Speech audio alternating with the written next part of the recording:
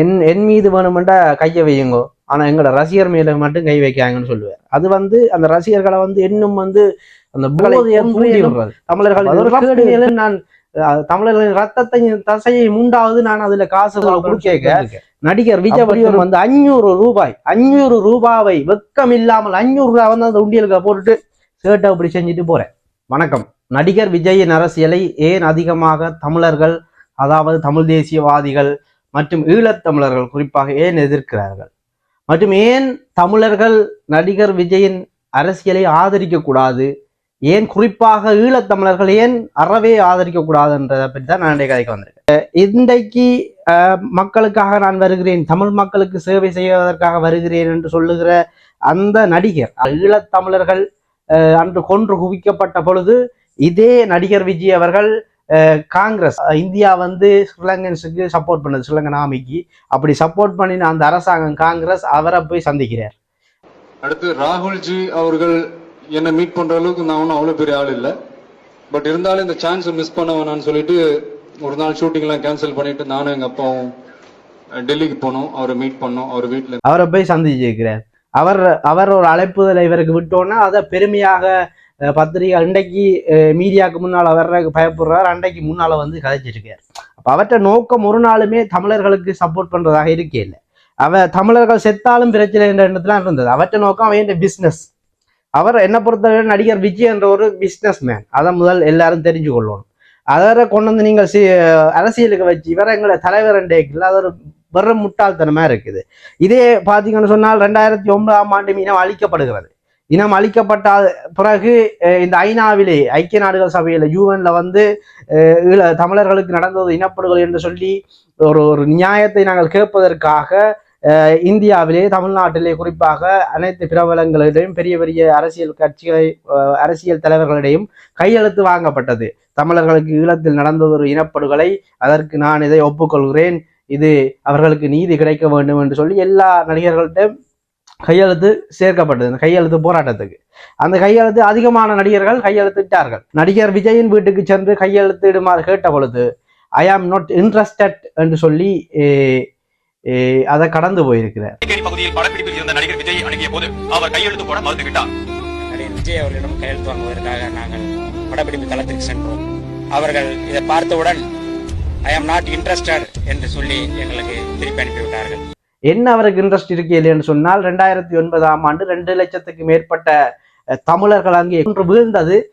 அந்த இறப்பு அவருக்கு அதுல இன்ட்ரெஸ்ட் இல்லையா, அந்த இறப்புக்கான நீதியை கேட்கறதுல அவருக்கு இன்ட்ரெஸ்ட் இல்லைன்னு சொல்லி தவிர்த்து விடுறார். ஏன்னு சொன்னால் அவர் அங்க ராகுல் காந்தி என்று சொல்லி அன்றைக்கு கொன்று குவிப்பதற்கு துணியான அந்த இந்திய அரசியலோட கைகோத்து கொண்டு இருந்ததால அவர் எங்கட பக்கம் பார்க்கல. அவர் தன்னுடைய பிசினஸ் தான் அன்றைக்கு பார்த்தவர். 2 லட்சம் பேர் சாகிக்க கூட தன்னுட பிசினஸ் தான் பார்த்தவர். அதுபோலதான் இன்றைக்கு 41 பேர் அவருக்காண்டி விழுந்து செத்த போது கூட வேற ஒரு பழிய போட்டு ஓடி தப்பி போயிட்டார். அப்ப அப்படியான ஒரு மனநிலையை கொண்டவரை நீங்கள் எப்படி தலைவராக இயக்க முடியும்? இது நான் தமிழ்நாட்டில் இருக்கிறவர்கள் கேட்கிறேன். அதே நேரத்துல இங்க இருந்து அவருக்கு சப்போர்ட் பண்ற ஆட்கள்கிட்ட நான் கேட்கிறேன், வெறும் ஒரு கையெழுத்து கூட வைக்க முடியாதவரை நீங்கள் எப்படி ஆதரிக்கிறீங்க அரசியல் பாதையில? நீங்கள் இப்படி அரசியல் பாதையில ஆதரிச்சா அது தமிழ்நாட்டில் இருக்க மக்களுக்கு செய்யற துரோகம், எங்களோட தலைவருக்கு செய்யற துரோகம், எங்களுடைய கனவுகளுக்கு செய்யற துரோகம் என்றது முதல் ஈழத்துல பிறந்த தமிழர்கள் தெரிஞ்சு கொள்ளணும். அப்ப தமிழர்களுக்கான அரசியல் இணைந்து ஏன் இவர் ஆதரிக்க கூடாது என்று சொன்னா, தமிழர்களுக்கு கொண்ட அரசியல் 2009 இனம் அளிக்கப்பட்ட பிறகு அந்த பெரும் மாபெரும் தலைவரின் நிழல் அரசாங்கத்துக்கு பின்னர் பார்த்தீங்கன்னா உலகத்தில் எந்த இடத்திலும் தமிழனுக்கு கொண்ட ஒரு தூண்டல் எல்லாம் கூடிய இல்லை. ஆனால் தமிழ்நாடு கொன்ற இடத்தில் தமிழனால் ஒரு அரசியல் அமைப்பு சட்டத்தின் ஊடாக முதலமைச்சர் என்ற ஒரு பதவியை பெற்றுக்கொள்ளக்கூடிய மாதிரி இருந்தது. அது ஒரு அதிகாரமாக இருக்கிறது. இன்று இந்த உலகத்திலேயே தமிழனுக்கு கண்டு இருக்கக்கூடிய ஒரே ஒரு அதிகாரம் வாய்ந்த இடம் என்று சொன்னால் தமிழ்நாட்டின் முதலமைச்சர் பதவிதான். அப்ப அந்த இடத்தை பார்க்கணும். அப்ப அந்த இடத்துல யார் இருந்தது? 2009 பார்த்தீங்கன்னா தெலுங்கர்கள் இருந்தார்கள், அவர்கள் சிங்களவர்களுக்கு சாதகமா இருந்தார்கள், இனம் செத்து வீழ்ந்தது. அந்த இடத்துல ஒரு தமிழன் இருக்கவில்லை என்ற ஒரு கோபமும் மாதங்கமும் எல்லா தமிழர்களுக்கும் இருந்தது. அந்த கோபம் கிட்டத்தட்ட அங்க பாத்தீங்கன்னா சினிமா பலவீனம் இருக்கு. இன்றைக்கு நடிகர் விஜய் மாதிரி அன்றைக்கு எம்ஜிஆர், அதை தொடர்ந்து ஜெயலலிதா, அதை தொடர்ந்து சினிமாவில் வசனம் எழுதின கலைஞர், அப்படி சினிமாவை தொடர்ந்தவர்களே அங்கு ஆட்சி செய்து கொண்டிருந்தார்கள். அப்ப சினிமாவே அங்கு ஆண்டு கொண்டிருந்திருக்கிறது, பலவீனமே ஆண்டு கொண்டிருந்திருக்கிறது. சரியான கொள்கை ஆளே இல்லை. அப்போ ஒரு சரியான ஒரு கொள்கை தேவை. எங்களோட தலைவர் போல அந்த நிழல் அரசாங்கம் போல ஒரு அரசாங்கம் அங்கே அமைய வேண்டும் என்று சொல்லி கனவு கண்ட இளைஞர்கள் அங்கே பல. அந்த காலகட்டத்துல தான் செந்தமிழன் சீமான் என்ற ஒரு நாம் தமிழர் கட்சி கொண்ட தொடர்ந்து வழி நடத்துறேன். அது பாத்தீங்கன்னா வந்த உடனேயே அந்த எங்களுடைய இனத்தின் சாவை வைத்து இப்படி தமிழர்கள் அங்கு கொன்று குவிக்கப்பட்டார்கள். அன்று இங்கு ஒரு 5000 பேரை திரட்டி கூடி போராட்டம் செய்ய முடியாத நிலையில் தான் நாங்கள் இருந்தோம். அப்படி என்றால் நாங்கள் தான் பிழை விட்டு விட்டுறோம். அந்த கூட்டுறச்சி ஒவ்வொரு தமிழ்நாட்டில் இருக்கிற இளைஞர்களுக்கும் இருக்கிறது, ஒவ்வொரு மக்களுக்கும் இருக்கு என்று சொல்லி அங்க இருக்க மக்களுக்கு உணர்வை ஊட்டி ஒரு கிட்டத்தட்ட 1% வாக்குகளை பெறுகிறார் அவருடைய முதலாவது தேர்தலில். அதுக்கு பிறகு அது அப்படியே தொடர்ந்து கிட்டத்தட்ட 8% கொண்டு வரார் அவருடைய வாக்கு சதவீதங்களை. அந்த தமிழ் தேசிய கொள்கைகளை மட்டும் சொல்லி எவர் எந்த திரை கவர்ச்சிகளும் இல்லாமல் உண்மையான நேர்மையான ஒரு அரசியலை முன்னெடுத்து அந்த மண்ணையும் மக்களையும் நேசித்து ஒரு அரசியலை கொண்டு வர. அந்த அரசியல் வந்து இந்த உலகத்துக்கு ஒரு தமிழன் அரசியல் எப்படி இருக்கும்ன்றதை திருப்பி படம் போட்டு காட்டுறது. எங்கள் வரலாற்று புறநானூற்று அரசியல் எல்லாத்தையும் எப்படி அந்த உயிர்மை நேயவாதிகளாக நாங்கள் இருந்தோம்ன்றதை படம் போட்டி காட்டுறதுக்காண்டி அந்த திராவிட நரிகளை, திராவிடம் என்ற பெயரில் போர்வையில் இருக்கும் தெலுங்கர்களை எல்லாம் அடித்து உடைத்து மேலே எழுந்து கொண்டு வந்தார். அந்த காலகட்டத்தில் தான் இந்த திராவிடர்கள் எல்லாரும் பிளான் பண்ணி பார்த்தீங்கன்னா கமலஹாசன் என்ற போன முறை தேர்தலுக்கு கொண்டு வந்து நிப்பாட்டிக்கணும். ஏனென்று சொன்னால் ஒரு திரைக்கவர்ச்சி ஒன்றை காட்டினால் தமிழ்நாட்டில் இருக்கும் மக்கள் அதிகமானவர்கள் பலவீனமானவர்கள் முட்டாள்களாக இருக்கிறார்கள். திரைக்கவர்ச்சியை காட்டி வாக்குகளை பிரித்து விடலாம். தமிழர் என்று சொன்னால் இவர்களுக்கு உணர்வு வந்துவிடும். இவர்கள் தமிழர்களாக சேர்ந்து விட்டால் நாளை திராவிடர்கள் என்று சொல்ல மாட்டார்கள். அப்படி என்றால் தமிழ்நாட்டிலே தெலுங்கர்களால் ஆட்சி செய்ய முடியாது என்ற ஒரு நிலை வருது. அப்போ பார்த்தீங்கன்னா கமலஹாசன் வந்து தமிழற்ற எல்லா அந்த கனவுகளை அடிச்சு உடைக்கிற மாதிரி ஒரு குறிப்பிட்ட வாக்குகளை பிரித்து கொண்டு போறார். அதுபோல பார்த்தீங்கன்னா அதை தாண்டியும் இந்த தமிழ் தேசிய கொள்கை என்றது செந்தமிழன் சீமான் தலைமையில பாத்தீங்கன்னா நாம் தமிழர் கட்சி அசுர வளர்ச்சி வளர்ந்து கொண்டே இருக்குது. அப்ப இதை தடுத்து நிறுத்தணும்னா இந்த முறை தேர்தலுக்கு இன்னொரு சினிமா பலத்தை கொண்டு இறக்கணும். அப்ப இவருக்கு பாத்தீங்கன்னா எந்த கொள்கையும் இல்லை, கோட்பாடும் இல்லை, கொண்டு இறக்கியாச்சு. இப்போ பாத்தீங்கன்னா இவருக்கு பின்னால தலகுகள் தெரியாத, அரசியல் என்றால் என்னன்னு தெரியாத, தன் இனத்தையே தானே குழி தோண்டி புதைக்கும் நிலையில் தான் எடுக்கும் அந்த சிறை முடிவு தன்னுடைய அந்த இனத்தையே பாதிக்கும் என்ற தெரியாத அளவுக்கு இருக்கக்கூடிய இளைஞர்கள் அவருக்கு பின்னாலே இருக்கிறார். அவர்களை தற்கூறிகள் என்று அழைக்கிறார். அதுல எந்த மாற்றம் இல்லை. இந்த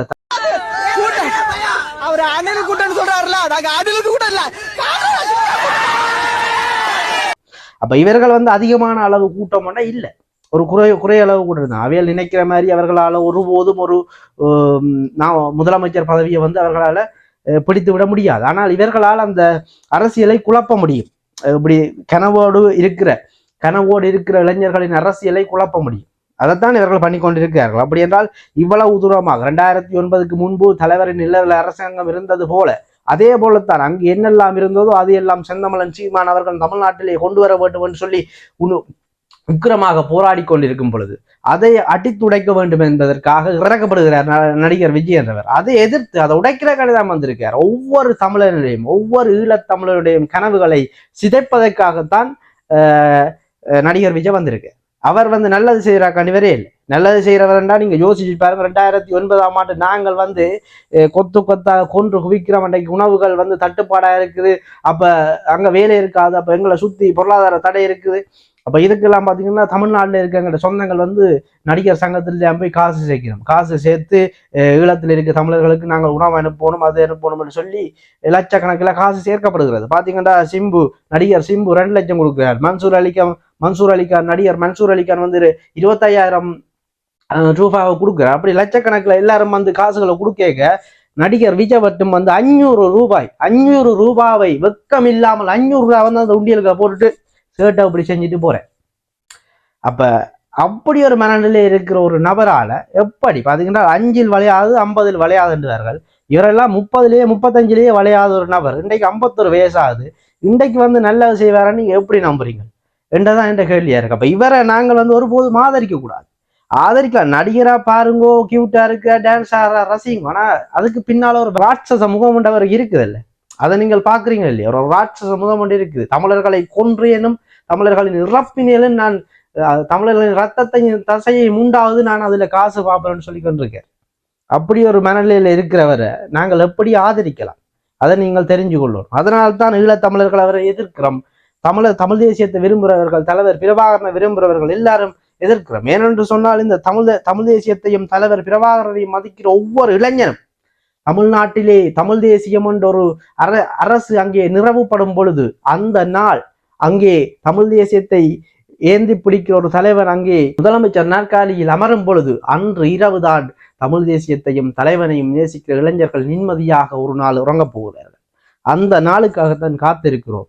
அந்த கனவை சிதைக்கிறார்கள். அதற்காக கிட்டத்தட்ட 15 வருடங்களாக ஒரு மகன் கத்தி கத்தி எத்தனையோ லட்சக்கணக்கான 36 லட்சக்கணக்கான மக்கள் கூட்டத்தை உருவாக்க அதை சிதைப்பதற்காக வந்து நிற்கிறார்கள். அப்ப இதெல்லாம் ஒரு பலவீனத்தை மட்டும். அப்ப அடிப்படை அரசியல் என்றால் என்னென்று தெரியாத நபர்களை எல்லாம் கொண்டு வந்து அரசியல் செய்ய போகிறேன் என்று சொல்லி ஒரு கோமாளித்தனமாக தமிழ்நாட்டு அரசியலை ஒரு கோமாளியாக மாற்றி கொண்டிருக்கிறார். இதனாலதான் நாங்கள் அவரை எதிர்க்க வேண்டும் என்று நான் சொல்றேன். இதனால்தான் அவரை நாங்கள் எதிர்க்க நடிகனாக பாருங்கோ, படத்தை பாருங்கோ, டிக்கெட்டை கொடுங்கோ, படத்தை பாருங்க, கையை தட்டுங்க, விசில் அடிங்க, அதுக்கு பிறகு வெளியில வாங்க. அப்ப அரசியல் என்று வந்துட்டால் தலைவன் யார்? தலைவரை எப்படி நாங்கள் தேர்ந்தெடுக்க வேண்டும் என்றதை நாங்கள் பார்க்க வேண்டிய தேவை இருக்கு. அதனால்தான் இவரை எதிர்க்கிறோமே தவிர அவர் மீது எங்களுக்கு எந்த தனிப்பட்ட வெறுப்புகளும் இல்லை. அப்ப அவர் வந்து நடிகனா நடிச்சுட்டு போகட்டும். ஆனால் அவருக்குள்ள இருக்கிற அந்த எண்ணம், அந்த ஒரு கீழ்த்தரமான சிந்தனை, அது எத்தனை பேர் இறந்தாலும் பரவாயில்லை, தான் வாழ்ந்தால் சரி என்று நினைக்கிற அந்த கேடுகட்ட சிந்தனை இருக்கு தானே, அது அவருடைய முகம் சிரிப்பு, அவர் டான்ஸ் எல்லாம் என்னால் இன்றைக்கு ரசிக்கிறார். முதல் ஒரு காலத்துல நல்லா தான் இருந்தது. ஆனால் அவரை பார்க்க எனக்கு அதுதான் தோணுது. கிட்டத்தட்ட 41 பேர் செத்துட்டாங்க. அப்ப கூடி வந்து பழிய வந்து வேறொரு ஆள்தான் போறார். அப்ப இவர் வந்து அந்த ரசிகர்களை கட்டுப்படுத்தணும்னு அவருக்கு எண்ணம் இல்லை. ஏன்டா அவர்கள் அந்த ரசிகர்களை கட்டுப்படுத்திட்டோம்னு சொன்னா பேருந்து இவருக்கு ரசிகர் அந்த இவருக்காண்டி போஸ்ட் ஓட்டுறதுக்கும் கட்டவுட் வைக்கிறதுக்கும் ஆக்கள் இல்லாம போயிடுவாங்க. ஒழுங்கு அவங்க திருந்திட்டாங்கன்னா இவருக்காண்டி பெட்ட பிசினஸ் நடக்காதுன்றதுக்காண்டி சொல்ற அவர்களை ஏத்தி தான் விடுவார். எப்படின்னு சொன்னா என் மீது வேணுமெண்டா கையை வையுங்கோ, ஆனா எங்களோட ரசிகர் மேல மட்டும் கை வைக்காங்கன்னு சொல்லுவார். அது வந்து அந்த ரசிகர்களை வந்து இன்னும் வந்து அந்த போதையை தூண்டி விடுறது. அப்ப அதோட கேடுகட்ட சிந்தனை. இதையே வந்து பாத்தீங்கன்னா நடிகர் அஜித்குமார்ண்டா எப்பவுமே சொல்லுவார், என் படத்தை பார்ப்பதற்கு முதல் உங்கள் குடும்பத்தை பாருங்கள், நேரம் இருந்தால் வந்து என் படத்தை பாருங்கள், நடிகர் சங்கத்தை கலைக்கிறார். அப்ப அப்படி ஒரு நல்ல மனிதன் ஒப்பிட்டு பாருங்க. ஒரு நல்ல மனிதனையும் உங்களை அவர் பயன்படுத்தி உங்கள் சாவுகளில் ஏறி நிற்கும் ஒரு நடிகனை தலைவனாக்க நினைப்பவர்கள் கொஞ்சம் சிந்திச்சு பாருங்க.